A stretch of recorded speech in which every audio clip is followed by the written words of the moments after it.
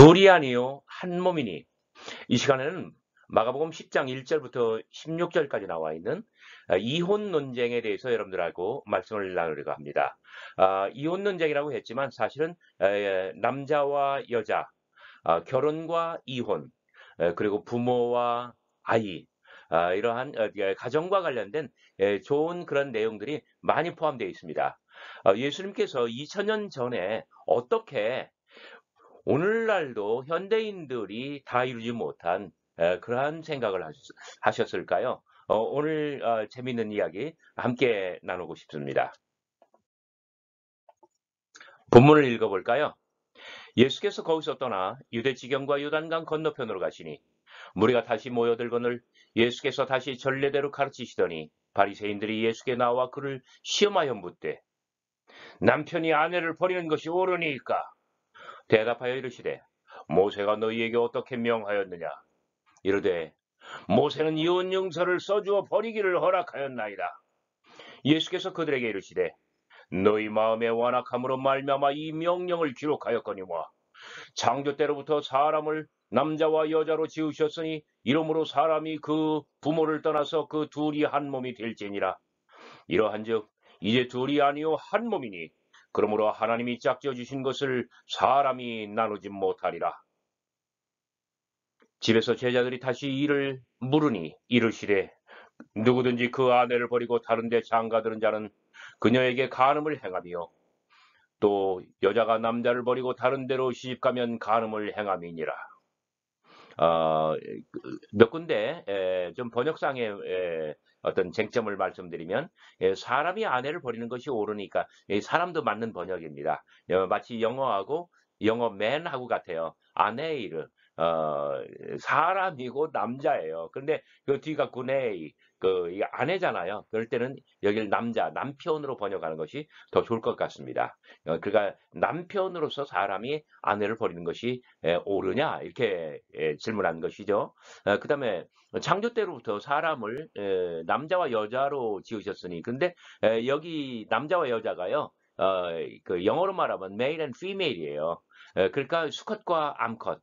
그러니까 세상에는 이 빛도 있고 음도 있고 양도 있고 빛도 있고 어둠도 있고 이제 이렇게 어떤 이 창조의 이치 그것과 관련해서 그러니까 여기 남자와 여자 남편과 아내 그다음에 여기 수컷과 암컷 그다음에 사람이 그 부모를 떠나 제가 부모라고 읽었습니다만 맞는 번역입니다. 근데 아버지와 어머니라고 하면 전 더 좋을 것 같아요. 왜? 이제 남편과 아내 어떤 수컷과 암컷 그다음에 아버지와 어머니 그러니까 그 성과 관련해서는 이 사람의 성과 관련해서는 이렇게 다양한 어휘를 사용하고 있다는 점이죠. 그리고 누구든지 그 아내를 버리고 여기 아내 이 구네일 구나이카 같은 단어입니다. 근데 여기 누구든지라고 해서 이 남자를 특정하지는 않았어요. 근데 이 다른데 장가드는 자는 본처에게 간음을 행함이요. 본처 너무 적극적인 번역입니다. 여기 그 안에 그러니까 아우테이 그러니까 이 사람을 가리키는 거예요. 3인칭 단수 대명사로 썼어요. 그러니까 본처라고 할 때는 뭐 우리식으로 얘기하면 막 정부인 뭐 이런 거잖아요. 그다음에 또 아내를 버리고 자 아내가 남편을 버리고라고 여기 아내라고 번역을 했습니다만 이것도 적극적인 번역이에요. 여자예요. 마찬가지로 아우테이. 예. 3인칭 단수 여성이거든요. 그래서 이 여자가 남편을 버리고 다른 데 시집가면 그러니까 반대 경우를 말씀하시는 경우죠. 아무튼 오늘 전체적인 본문에서 여기 둘이 아니요 한 몸이니 이것이 전체 어떤 주제 성경 구절인 것 같습니다. 자, 몇 가지 기초적인 관찰을 시도해 볼까요? 자, 공간적으로는, 지리적으로는 유대 지역과 요단강 건너편입니다. 예수님께서 갈릴리 사역을 다 마치시고 공생의 사역이 끝나갈 무렵 유대 지역으로 남쪽으로 쭉 여행해서 요단강 건너편까지 가셨습니다. 인물로는요, 예수님, 무리, 바리새인들. 자, 예수님과 바리새인들이 직접적인 대화를 하다가 10절에서 제자들이 등장하고 그 뜻을 여쭙니다. 자, 주요 어휘로는 여자를 버리는 것이 가하냐, 자, 이혼 증서, 남자와 여자 한 몸, 네, 이런 것들이 주요 어휘가 될 것이에요. 그리고 이 서사적인 문맥으로 보면은 9장 30절부터 누가 큰가 예수님의 제자들이 길에서 논쟁을 했잖아요. 그리고 바로 이어서 두 번째 순환 예고를 하셨고요. 누구든지 철자가 되려면 꼴찌가 되어라. 그다음에 섬기는 사람이 되어야 된다. 이런 말씀을 하셨습니다. 그리고 바로 이어서 어떤 선생님, 우리를 따르지 않는 어떤 자가 선생님의 이름으로 귀신을 쫓아내길래 우리를 따르지 않냐므로 우리가 금하였나이다. 그때 자 내부인과 외부인 어떤 이 동아리에 천국의 동아리 그 경계선을 어떻게 엄격하게 할 거냐, 느슨하게 할 거냐, 폐쇄적으로 할 거냐, 개방적으로 할 거냐, 그런 말씀을 하신 끝에 영접과 거절에 관한 말씀을 나누셨다는 점이에요. 그래서 이 전체적인 맥락으로 보면은 이 서사적인 문맥은 하나님 나라의 경계를 개방할 거냐 아니면은 문을 닫아버릴 거냐 바로 그런 문제입니다. 이것이 가장 중요한 쟁점입니다. 그래서 주제 및 쟁점으로는 남자와 여자, 결혼과 이혼, 이것을 차별적으로 할 거냐, 아니면 평등한 개방성, 개방 구조로 갈 거냐, 그런 문제라는 거죠. 길의 여행, 여정과 운명. 제목부터 조금 범상치 않죠? 자, 공간과 동선, 9장 33절에서 가버나움을 언급하십니다. 그리고 10장에 와서 그 가버나움을 완전히 떠나요. 남쪽으로 길순을 잡아서 멀리 멀리 유대 지역으로 가는데요. 마치 요단강이 흘러서 남쪽으로 가는 것처럼 예수님도 그렇게 갑니다. 그런데 요단강이 어때요? 저 북방, 팔레스타인 그 북쪽에 그 헬몬산에서 발원하여 뭐랄까요? 급경사로 내려오다가 갈릴리 바다에 이르죠. 그리고 갈릴리 바다에서 또 남쪽으로 흘러 사해바다로 오고요. 그리고 사해바다에서 이제 끝나요. 그게 요단강이에요. 그러니까 예수님의 길의 이동이 9장 33절 가버나움을 마지막으로 언급하거든요. 그리고 10장 1절에서 남쪽으로 남방 여행을 떠나는데 요단강과 같다는 거예요. 요단강 강물처럼 가고 많은 불후의 여행이 됩니다. 요단강 강물이 다시 되돌아오지 않는 것처럼 예수님께서도 가버나움으로 그리고 정들었던 가버나움으로 결코 돌아오지 않으실 것입니다. 안녕 가버나움이여, 안녕 갈릴리 사람들이여. 자, 끝내 유대 지역과 요단강 건너 편에 도착하고 11장에는 예루살렘으로 들어가시고 그리고 주로 베다니에서 계시면서 예루살렘으로 들락달락 하시다가 예루살렘에서 돌아가시는 그러한 구도입니다. 전체적으로 공간과 동선은 이렇지만 시간적으로는 예수님 공생애가 끝마무리에 들어갔다는 것을 뜻합니다. 가버나움과 갈릴리를 떠나고 돌아오질 않습니다. 유대 지역에서 들어가고 나오지 않습니다. 무슨 뜻입니까? 바로 여기에서 어떤 공생애를 마감하고 생을 당신의 운명을 끝낸다는 이야기입니다. 그래서 여정과 운명이라고 하는 이러한 뭐랄까요? 이 약간 비장한 그러한 용어를 제가 사용했습니다. 마가복음에서 예루살렘과 유대 그래요. 공생에서는 이제 사실상 일주일 상관의 일이에요. 그러니까 굉장히 이제 지금부터는 디테일하게 서술되면서도 어떤 촉박하다는 그런 뜻입니다. 자, 바리새파 그리고 바리새인들 뭐 같은 내용입니다만은 그들은 율법의 수호자를 자처했습니다. 그래서 울타리를 지킨다는 자부심. 그러니까 이렇게 성곽을 둘러서 이렇게 백성을 보호하는 것처럼 일종의 율법을 지키기 위해서 울타리를 쳐놓는다는 거예요. 그것이 뭘로 나타나요? 어떤 행동과 실천, 이 생활로 나타나는 거죠. 그래서 생활 속에서 어떻게 여호와의 성결을 지켜나갈까? 그것이 정결 코드로 나오는 거예요. 자, 무엇을 위해서? 그 정결이요. 자, 방법은 무엇입니까? 정결과 부정을 구분하고 분리하는 것이죠. 그러니까 뭐 예를 들어서 이방인들하고 접촉하면 안 된다. 그다음 5리 이상 안식일 날은 5리 이상 여행하면 안 된다. 이런 모든 것들이 결국 이 방어벽을 설치하는 거예요. 그걸 울타리라고 말했던 것이죠. 자, 바리새파와 페리샤야. 이 페리샤야라고 하는 말이 원래 분리라는 뜻이에요. 그들에게 여자는 월경하는 존재, 그래서 부정한 존재입니다.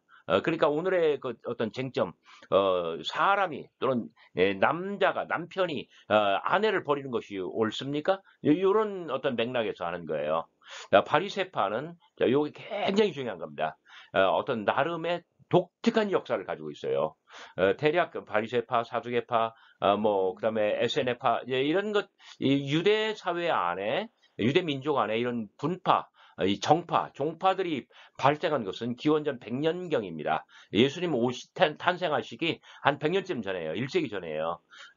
그때의 바리새파는 이 사두개파를 다 잡아먹을 정도로 이 어마어마한 정치 집단이었어요.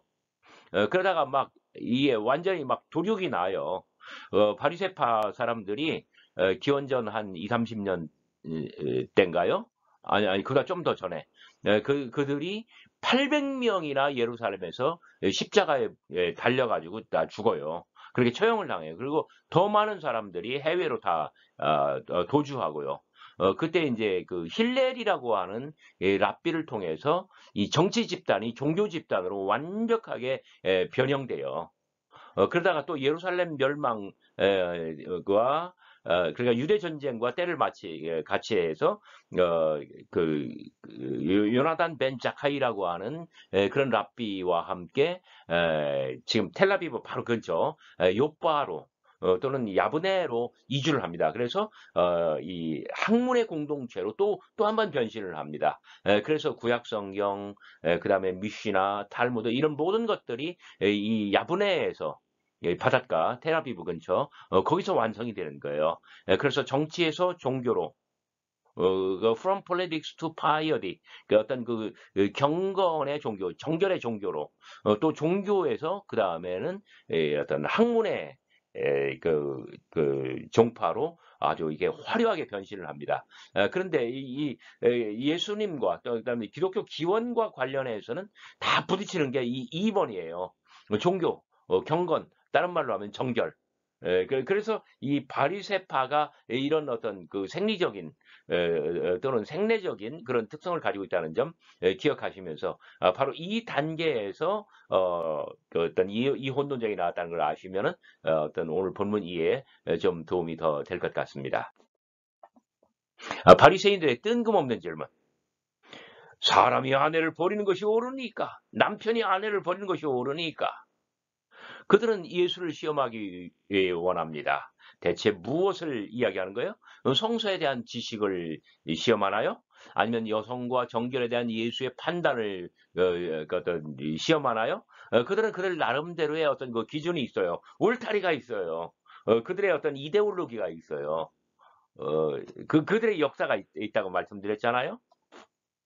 그들은 이미 예수님과 여러 차례 부딪혔어요. 가버나움 갈릴리 논쟁에서 어떤 그 누구예요? 그 레위의 식탁, 그다음에 금식의 문제, 안식일 날 밀리삭을 잘라 먹었을 때, 그다음에 한편 손 마른 사람을 고쳤을 때, 그 가버나움 갈릴리 논쟁은 대체적으로 바리새파와 부딪힌 거예요.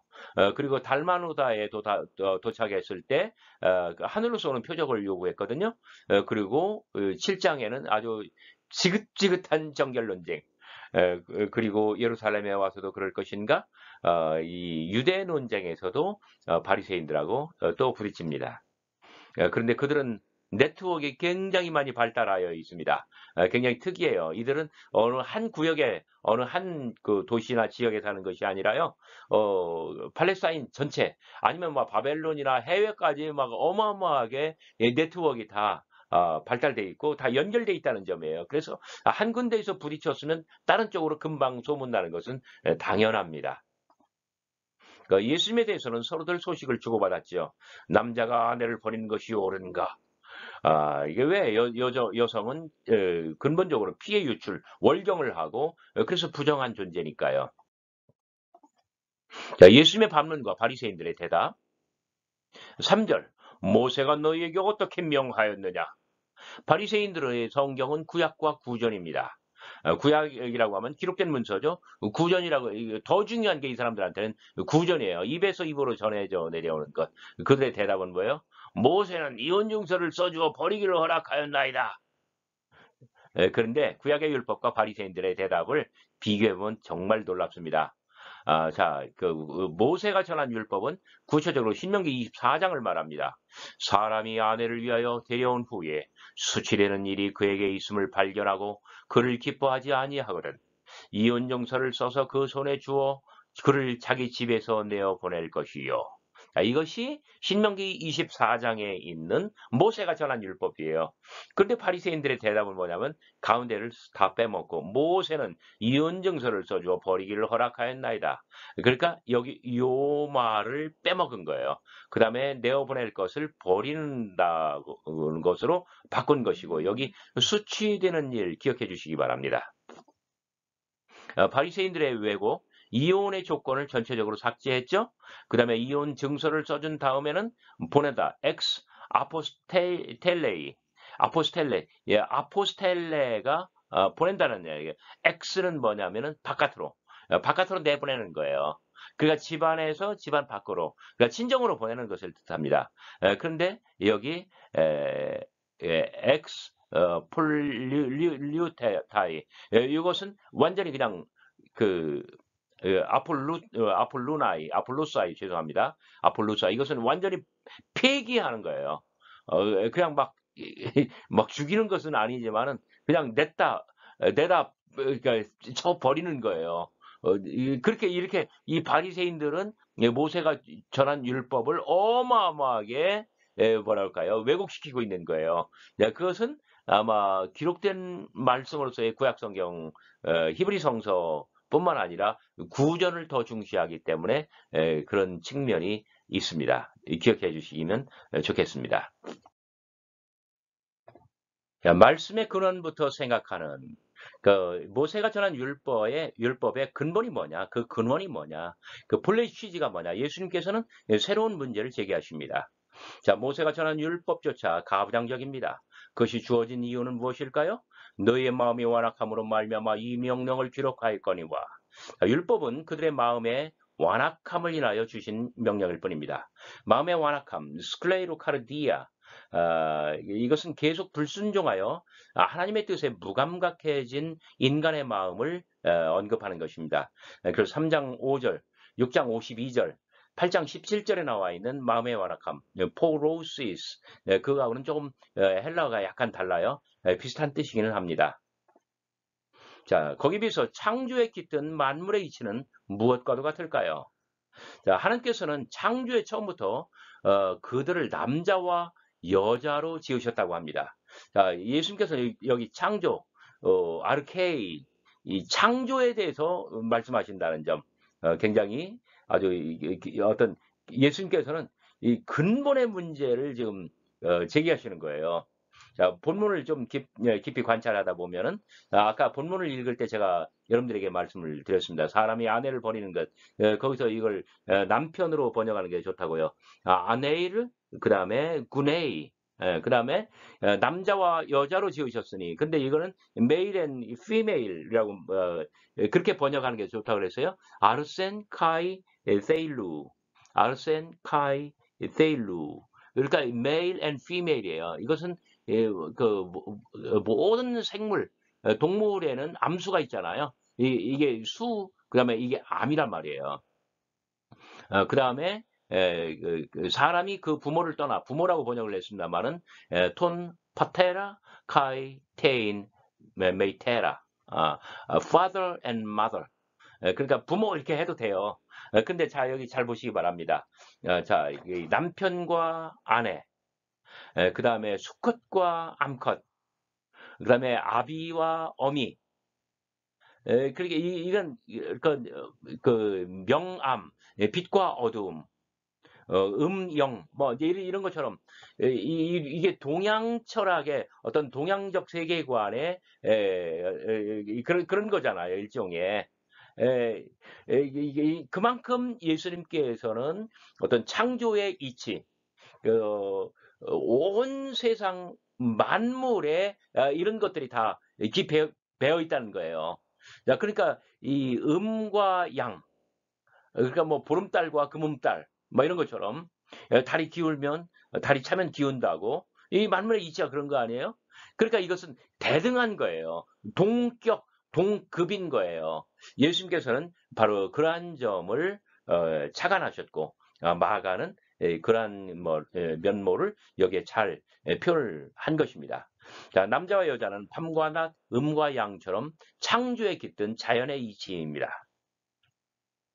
남자와 여자는 가정에서 지아비와 지어미로 서로 존경하며 동등하고 화목하게 천국을 만들어가는 그러한 사람들일 뿐이에요. 우리가 정말 이러한 정신을 가지고 가정을 일구고 자녀를 양육하고 그래서 가정을 천국처럼 만들면 좋겠습니다. 자, 말씀이 인용하는 말씀. 자, 7, 8절. 이러므로 사람이 그 부모를 떠나서 그 둘이 한 몸이 될지라. 이러한즉 이제 둘이 아니요 한 몸이니. 자, 창세기 본문과 예수님의 말씀을 비교하면 또 재밌어요. 예수님께서는 어떤 창조의 근본으로 돌아가서 어떤 모세가 전한 율법을 평가하는 그런 안목을 가지고 계세요. 자, 창세기 본문에는 창세기 2장 남자가 부모를 떠나서 그 아내와 연합하여 그 둘이 한 몸을 이룰지라. 그러면 누구 위주로 쓴 거예요? 남자 위주로 쓴 거예요. 그런 면에서 영어로 표현하면 androcentric, 남성 위주의 세계관을 창세기 2장이 반영하고 있는 거예요. 근데 그 말을 예수님께서는 남자가 아니라 사람이 그 부모를 떠난대요. 그 다음에 그 아내와 연합하여 이것을 빼버렸어요. 남자면 아내와 연합하지만 여자는 남편과 연합하는 거잖아요. 그래서 그들이가 아니라 그 둘이 한 몸이 될지라. 이제 둘이 아니요 한 몸이니. 이렇게 아주 미묘하지만 차이가 굉장히 큰 차이가 발생하는 것 여러분 분명히 기억해 주시기 바랍니다. 차이점은 남자를 사람으로 그 아내에게 연합하여를 탈락시켰고 그 둘이로. 자, 예수님의 의도는 무엇일까요? 여자와 남자는 동등하다는 점입니다. 자, 남자도 여자도 버릴 수 있는 대상이 아닙니다. 남자에게 여자가 제 몸인 것처럼 아내와 남편이 한 몸입니다. 그래서 둘이 아니요 한 몸을 이룰지라라고 사르카 미안 이런 표현을 한 것입니다. 자, 이것은 모세율법 이전에 창조에 깃든 원리입니다. 창조에 나타난 하나님의 뜻은 분리가 아닌 연합입니다. 그 속에서 여자와 남자는 동등하다는 점이에요. 자, 남편과 아내가 더 이상 둘이 아니고 하나라면 결혼이란 무엇입니까? 법적인 관계가 아닙니다.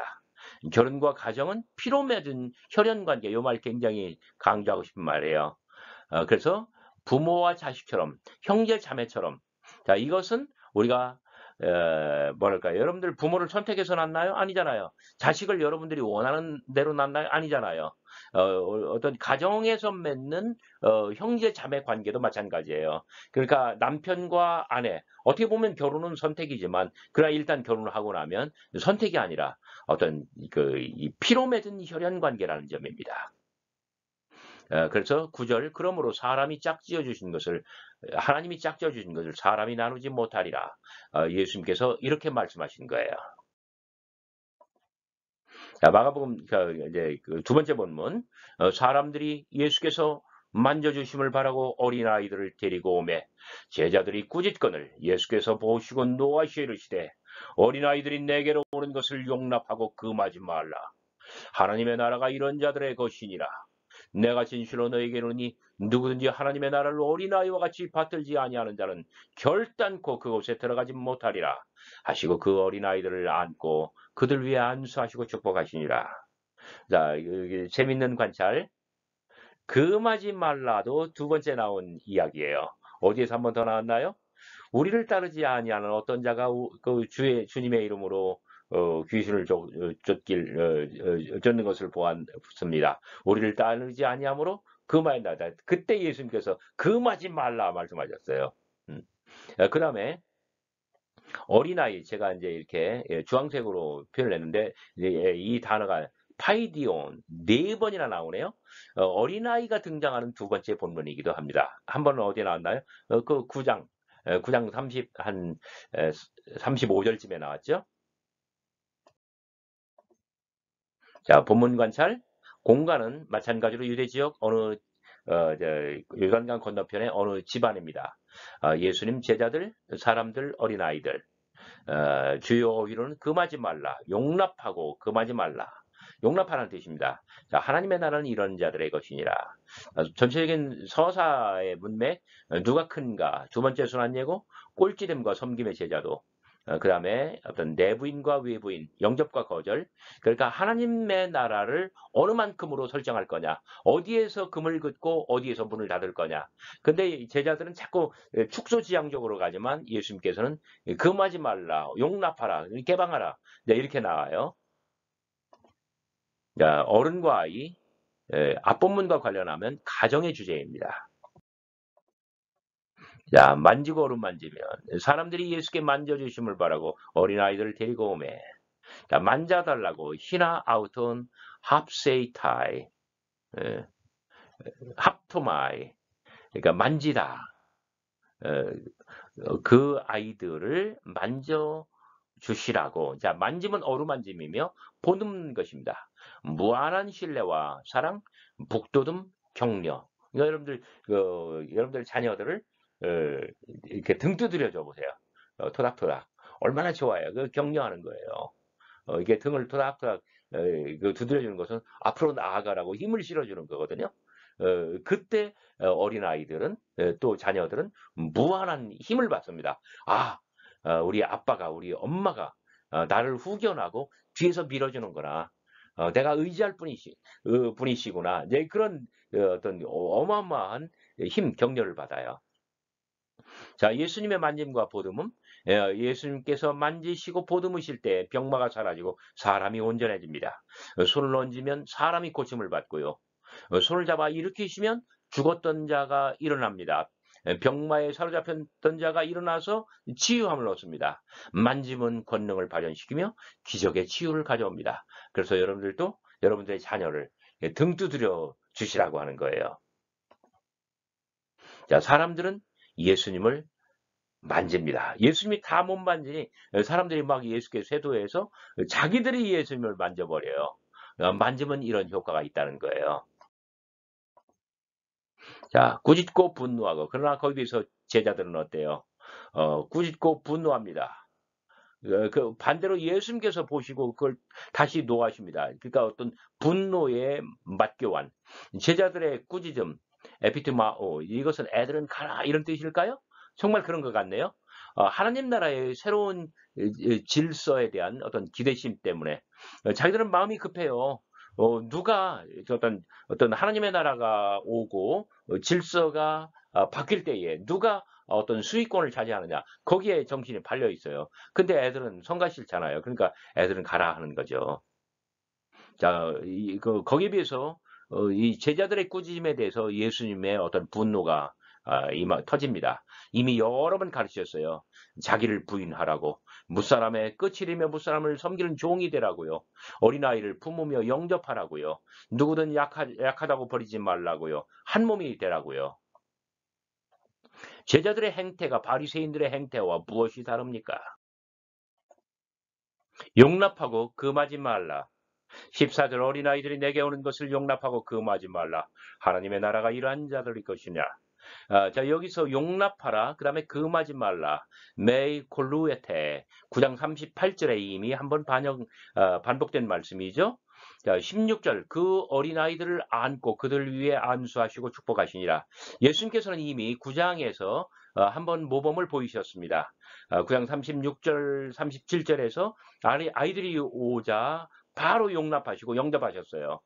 그리고 어린아이들을 품에 안으셨어요. 36절. 그때 제가 그런 표현을 썼죠. 아이들의 가슴과 예수님의 가슴이 맞닿아 있다고요. 그리고 심장의 고동 소리를 가슴으로 느낀다고요. 이렇게 용납하고 품에 안으시고 그 다음에 아이들에게 손을 얹고 축복하셨습니다. 자, 오늘의 마지막 페이지인데요. 이렇게 예수님께서는 그 마가복음 9장 10장에 걸쳐서 하나님의 나라는 폐쇄된 공간이 아니라 이건 개방되어야 된다. 그러니까 우리를 따르지 아니하는 어떠한 사람, 그자라 할지라도 우리를 따르지 않는다 할지라도 금하지 말라, 용납하라. 이렇게 하나님 나라의 문을 열어놓으라고 말씀하시는 거예요. 그다음에 그것이 가정에서 어떤 여성에게 편파적으로 억압적으로 드러나면 안 되고 동등하게 천국처럼 가정이 그렇게 돼야 되고요. 어린아이의 어떤 관계에서도 어떤 세상에서 가장 약한 자들이라 할지라도 하나님의 나라는 그들에게 열려 있다는 것입니다. 여러분들의 목회와 여러분들의 가정 모두가 다 하나님의 나라가 되었으면 좋겠습니다. 여러분 감사합니다.